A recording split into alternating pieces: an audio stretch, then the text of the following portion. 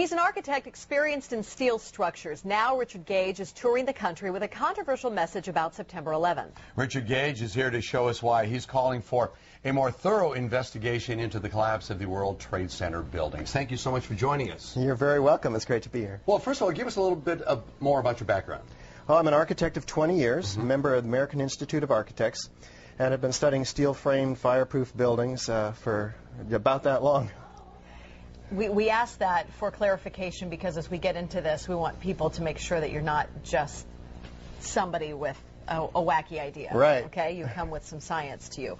What is the official reason for the collapse of the World Trade Center towers? Well, we're told that the planes hit the buildings and there was an explosion and a fire, and about an hour and a half later, in the case of the North Tower, the buildings collapsed due to structural weakening due to the fires.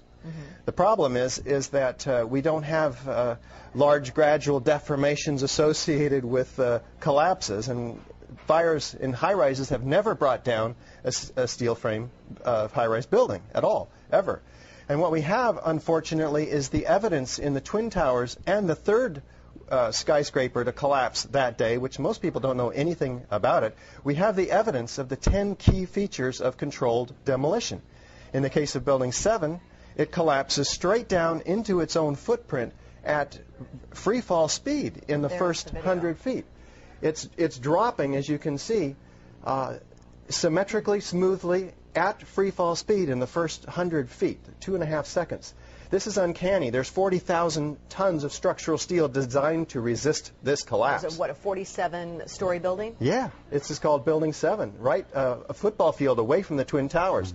Okay, so what we're showing is left what happened. In fact, right is a controlled where you are using, or the people who made this happen, used demolition.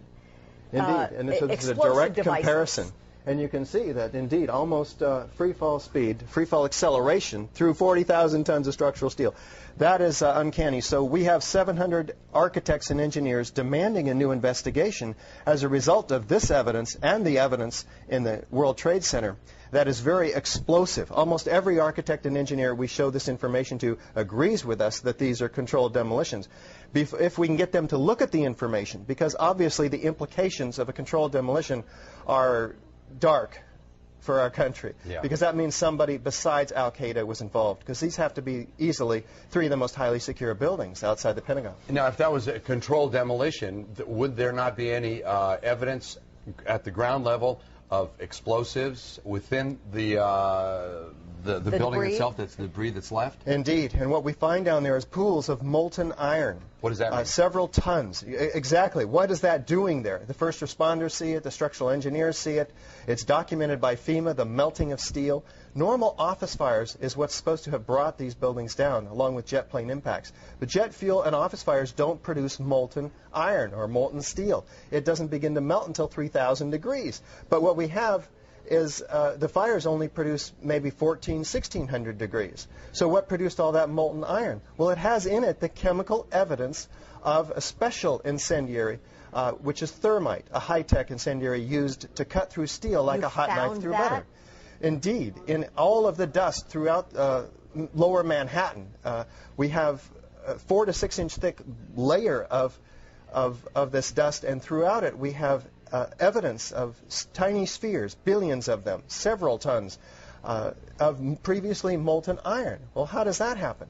If you have molten iron, the byproduct of thermite is molten iron, and it's dispersed throughout all of this dust. Now, you were allowed to go in and get samples and examine it? Oh, there's plenty of dust. A lot of people have this dust, and 4 of these samples have been sent to physicist Stephen Jones, formerly of Brigham Young University. And they find in it not only these spheres, with which others have found too, USGS, R.J. Lee, doing toxicological studies. These spheres have iron, aluminum, fluorine, manganese, very unusual elements associated only with thermite. And there's small chips of unignited thermite as well. This is very high-tech thermite, nanothermite. It's not found in a cave in Afghanistan. It's produced in very sophisticated Defense Department contracting laboratories. Okay, well, we have an enemy here. That the finger has been pointed to, that this was the work of al-Qaeda. This was the work of Osama bin Laden, at least to get the planes all going into the buildings and into the field in Pennsylvania and into the Pentagon. Is there no way that they then could still be the enemy that placed those in the buildings first and then did the incendiary device via a plane second? Right. Well, what you have to ask is who had access to the buildings? Did al-Qaeda have access to these highly secure buildings?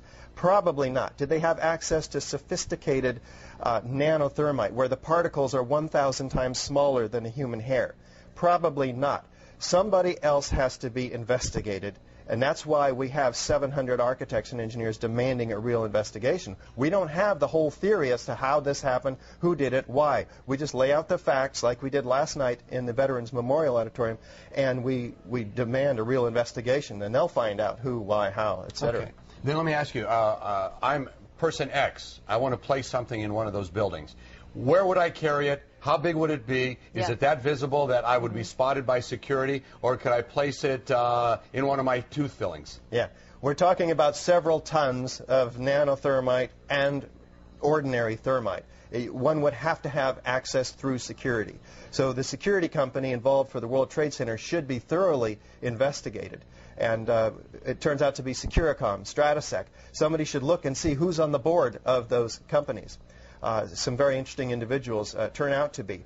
In addition, one would have to have the cover of, say, an elevator modernization, which was, in fact, going on 9 months prior to 9/11, so that there were workers throughout the World Trade Center that had access to the hoistway, which is immediately adjacent to the core columns and beams in the building. You're not trying to freak out the country, but you can't help but feel a little freaked out by this. Yeah, you're getting it.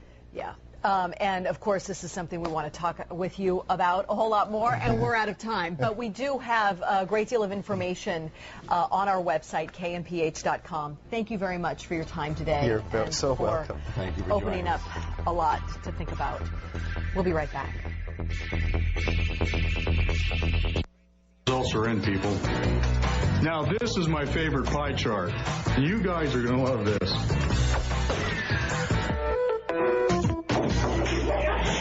This Friday, a huge fireworks show.